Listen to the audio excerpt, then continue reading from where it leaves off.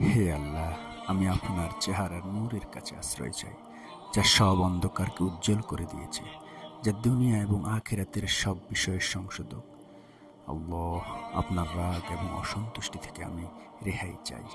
এসব কাজ শুধু আপনাকেই খুশি করার জন্য করা, এবং আপনি ছাড়া কোনো শক্তি নেই, কোনো ক্ষমতা নেই। রাসূল সাল্লাল্লাহু আলাইহি সাল্লামের দোয়া শেষে এবং তার কিছুক্ষণ পর স্বয়ং জিবরাইল আলাইহিস সালাম তার কাছে এসে হাজির হলেন। এসে তাকে সালাম দিয়ে বললেন, আল্লাহ দেখেছে ওরা তোমার সাথে কি করেছে, এবং আল্লাহ পাহাড়ের ফেরেশতাকে পাঠিয়েছেন তোমার আদেশ পালন করার জন্য। এবং এরপর পাহাড়ের ফেরেশতা রাসূল সাল্লাল্লাহু আলাইহি ওয়াসাল্লামকে সালাম দিয়ে বলল, আল্লাহ দেখেছেন ওরা আপনার সাথে কেমন আচরণ করেছে। আমি হলাম পাহাড় পরিচালনাকারী ফেরেশতা। আমাকে আপনার রব আপনার কাছে পাঠিয়েছেন যেন আপনি যা আদেশ করেন আমি তা পালন করি।